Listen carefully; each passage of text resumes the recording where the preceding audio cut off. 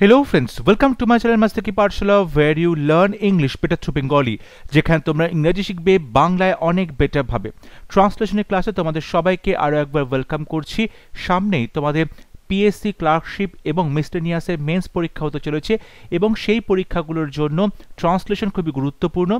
আমি এর আগে পিকেদের সরকারের বই থেকে এক্সারসাইজ যে ট্রান্সলেশন আছে সেগুলো বেশ কিছু ট্রান্সলেশন সলভ করে ক্লাসেস তৈরি করা হয়েছে। এছাড়াও প্রিভিয়াস ইয়ার্সের বিভিন্ন সরকারি চাকরি পরীক্ষাতে যে সমস্ত ট্রান্সলেশনের প্রশ্ন এসেছিল সেগুলো সলভ করেও ক্লাসেস করা হয়েছে।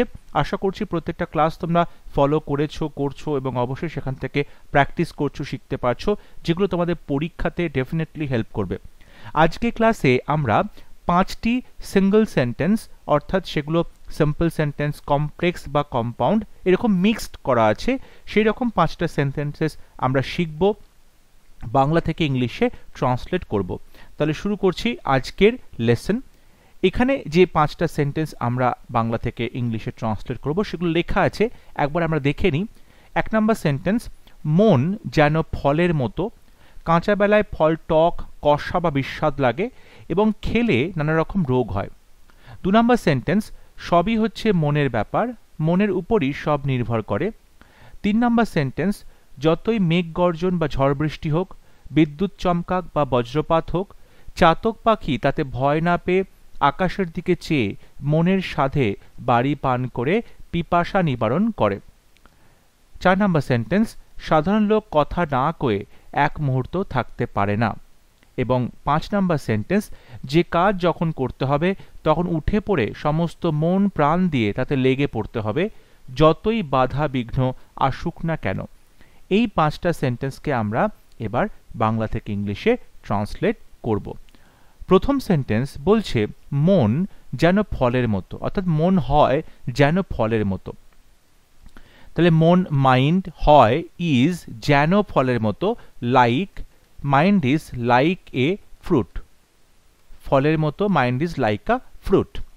বলছে কাঁচা বেলায়, কাঁচা বেলায় মানে যখন এটা কাঁচা থাকে, যখন এটা কাঁচা থাকে। তাহলে লিখতে পারি ওয়েন ইট ইজ, কাঁচা ইংরাজি র বলতে পারো কিংবা আনরাইপ, দুটোই বলা যায়।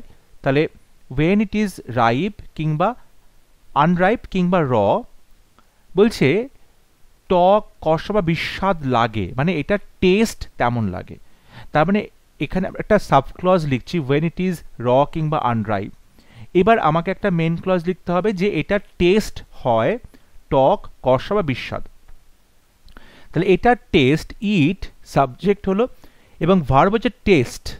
তাহলে ইট টেস্টস, ইটের পরে ভার্বের সাথে এস যুক্ত হচ্ছে, ইট টেস্টস টক, টক মানে সাওয়ার, ইট টেস্টস সাওয়ার। কষা মানে তেতো লাগে, বিটার।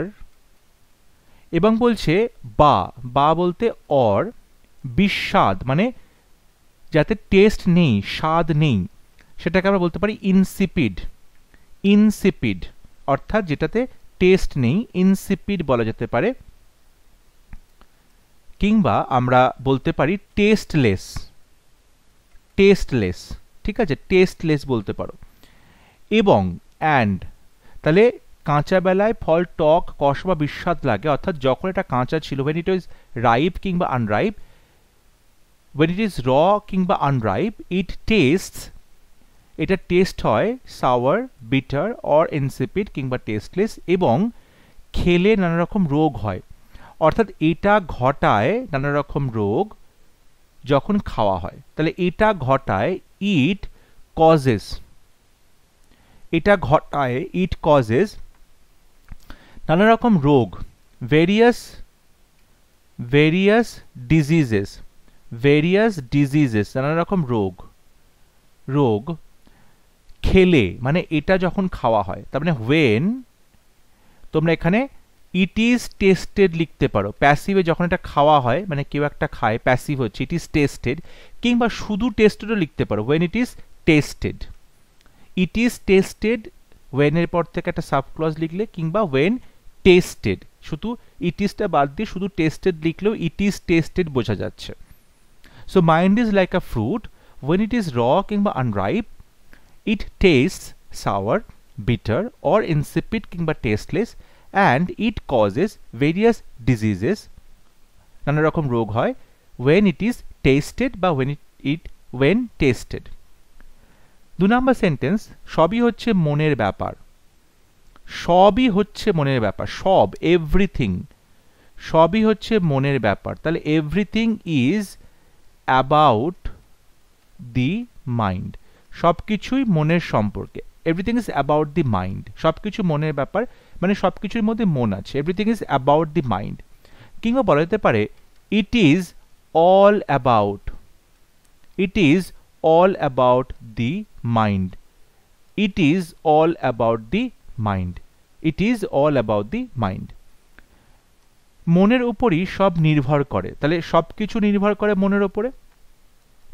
সবকিছু এভরিথিং নির্ভর করে ডিপেন্ডস এভরিথিং সিঙ্গুলার সাবজেক্ট তাই ডিপেন্ডের সাথে এস বসছে everything depends on the mind মনের ওপরে অন দি মাইন্ড আমরা এখানে সিম্পল প্রেজেন্ট টেন্স ব্যবহার করছি এই সেন্টেন্সগুলোর ক্ষেত্রে so everything is about the mind সবকিছুই মনের ব্যাপার কিংবা it is all about the mind যা কিছু তুমি বলো না কেন সবই মন নিয়ে কথা হচ্ছে মনের উপরে সব নির্ভর করে everything depends on the mind 3 number sentence একটু বড় আছে বাট ভালো করে বোঝার চেষ্টা করো বলছে যতই মেঘ গর্জন বা ঝড় বৃষ্টি হোক বিদ্যুৎ চমকাক বা বজ্রপাত হোক এটা কিন্তু একটা ফ্রেজ আসছে তারপরে বলছে চাতক পাখি তাতে ভয় না পেয়ে তাহলে চাতক পাখি আমাদের মেইন সাবজেক্ট আসলো তাহলে প্রথম যে পার্টটুকু আছে সেটা আমরা যদি সলভ করি বলছে যতই মেঘ গর্জন বা বৃষ্টি হোক না কেন যতই মানে হাউ মাচ যতই মানে আমরা এখানে হাউ মাচ বললাম হাউ মাচ মেঘ গর্জন মানে মেঘ গর্জন করুক না কেন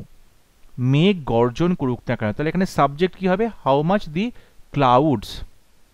ক্লাউডস গর্জন করা রোর তাহলে হাউ মাচ দি ক্লাউডস রোর যতই মেঘ গর্জন করুক না কেন এগুলো আমরা ছোট ছোট সাবজেক্ট ভার্বে ভেঙে নিচ্ছি ছোট ছোট সেন্টেন্সে ভেঙে নিচ্ছি তাহলে how much the clouds roar or বা ঝড় বৃষ্টি হোক তাহলে ঝড় বৃষ্টি হওয়া ইট রেইনস অর স্টর্মস বৃষ্টি হোক কিংবা ঝড় হোক তাহলে it rains subject verb or storms it subject storms verb যত ঝড় বৃষ্টি হোক কমা বিদ্যুৎ চমকাক বিদ্যুৎটা তাহলে এখানে সাবজেক্ট হচ্ছে দি লাইটনিং বিদ্যুৎ হচ্ছে লাইটনিং দি লাইটনিং বিদ্যুৎ চমকাক মানে ফ্ল্যাশেস FLASHES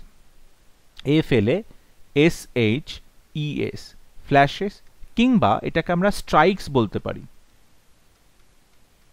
ঠিক আছে তাহলে দ্য লাইটনিং ফ্ল্যাশেস কিংবা স্ট্রাইকস অর অথবা বজ্রপাত হোক মানে ইট থান্ডার্স ইটের পরে ভার্বের সাথে এস যুক্ত হবে সিম্পল প্রেজেন্ট টেন্স তাহলে দেখো এখানে আমরা প্রত্যেকটা ফ্রেজকে একটা করে সেন্টেন্সে পরিণত করলাম মেঘ গর্জন হোক মানে দ্য ক্লাউডস রোর ঝড় বৃষ্টি হোক ইট রেইনস অর স্টর্মস বিদ্যুৎ চমকাক দ্য লাইটনিং স্ট্রাইকস বা ফ্ল্যাশেস বজ্রপাত হোক ইট থান্ডার্স তারপর বলছে চাতক পাখি ভয় না পেয়ে এই যে ভয় না পেয়ে একটা ফ্রেজ এটাকে আমরা পার্টিসিপল দিয়ে লিখতে পারি যে without not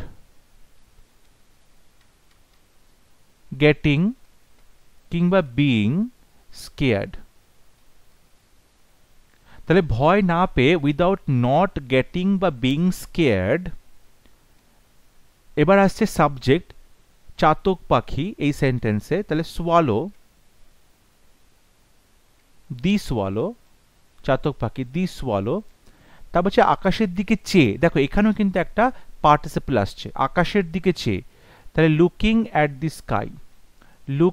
at the sky আকাশের দিকে চেয়ে লুকিং অ্যাট দি স্কাই এরপরে দেখো মেন ভার্ব আসবে সাবজেক্ট হলো দ্য সোয়ালো দুটো আমরা পার্টিসিপল যুক্ত করলাম উইদাউট নট গেটিং বা বিইং স্কেয়ার্ড ভয় না পেয়ে এবং আকাশের দিকে চেয়ে লুকিং অ্যাট দ্য স্কাই দুটো পার্টিসিপল যুক্ত করে দুটো ফ্রেজ লেখা হলো এরপর মেন সাবজেক্ট চাতক পাখি তার সাথে ভার্ব কি আছে বলছে মনের সাধে বাড়ি পান করে পিপাসা নিবারণ করে যে পিপাসা নিবারণ করা এটা কিন্তু মেইন ভার্ব নিবারণ করা হচ্ছে কুয়েঞ্চ কারণ তৃষ্ণা নিবারণ কুয়েঞ্চ QUENCH, এখানে ইএস হবে কোয়েঞ্চেস, সিম্পল প্রেজেন্ট টেন্স সোয়ালোর পরে আমরা ভার্বের সাথে ইএস যুক্ত করব। সো কোয়াঞ্চেস, এটা পিপাসা, ইটস থার্স্ট, পিপাসা, ইটস থার্স্ট, পিপাসা।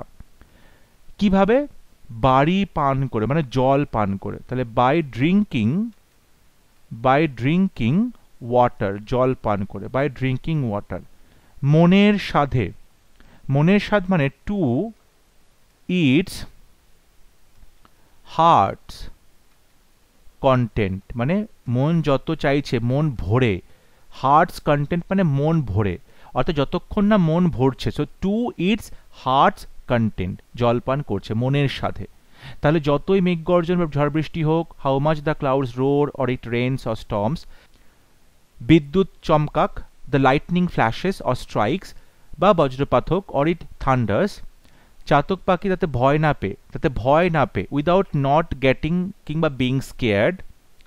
চাতক পাখি দ্য সোয়ালো, আকাশের দিকে চেয়ে, participle, looking at the sky, পিপাসা নিবারণ করে, কোয়েঞ্চেস ইটস থার্স্ট,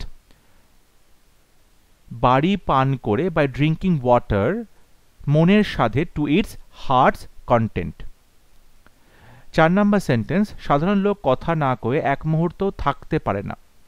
সাধারণ লোক কথা না কয়ে, তাহলে আমরা বলতে পারি দি কমন পিপল সাবজেক্ট, সাধারণ লোক, দি common people.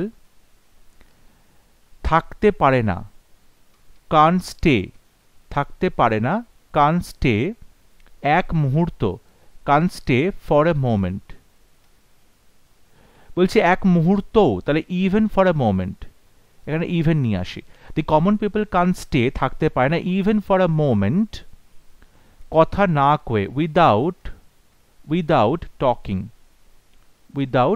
Talking, the common people can stay even for a moment. আচ্ছা, কান স্টে থাকতে পারে না, অ্যাকচুয়ালি এখানে সাইলেন্ট হবে, কান stay silent even for a moment without talking, চুপ করে থাকতে পারে না, কান স্টে সাইলেন্ট। বা এখানে স্টের বদলে রিমেইনও করতে পারো, কান্ট রিমেইন সাইলেন্ট, তাও করা যেতে পারে। তাহলে দি কমন পিপল কান স্টে কিংবা remain silent even for a moment without talking. এটাকে যদি আমি অন্যভাবে করি, খুব সুন্দর একটা ফ্রেজ আছে, Kant help talking. Can't help এবং তারপরে ভার্বের সাথে, ভার্বের 1 নম্বর ফর্মের সাথে আইএনজি যুক্ত শব্দ বসাতে হবে, জিরান বসাতে হবে। কান্ট হেল্প মানে সেই কাজটা না করে থাকতে পারা যায় না। তাহলে আমরা এখানে বলতে পারি দি কমন পিপল কান্ট হেল্প, এবং তারপর টক ভার্বের সাথে আইএনজি আসছে, কান্ট হেল্প টকিং, কথা না বলে থাকতে পারে না, ইভেন ফর এ মোমেন্ট, এক মুহূর্তের জন্য, ইভেন ফর এ মোমেন্ট। এখানে কান্ট হেল্পের বদলে যদি কেউ লিখে থাকে যে ক্যান নট বাট টক, একই মিনিং হবে। ক্যানট বাট টক, কথা না বলে থাকতে পারে না, কান্ট হেল্প টকিং।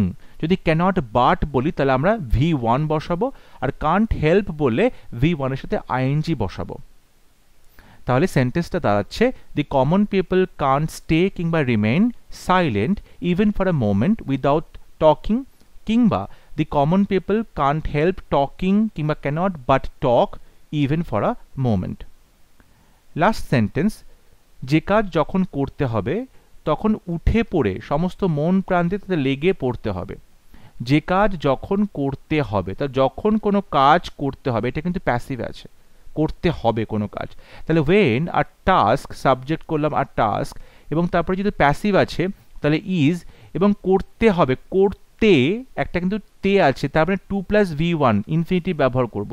এবার ইনফিনিটিভ যখন প্যাসিভে যায় তখন সেটা 2B তারপরে V3 হয়ে যায়।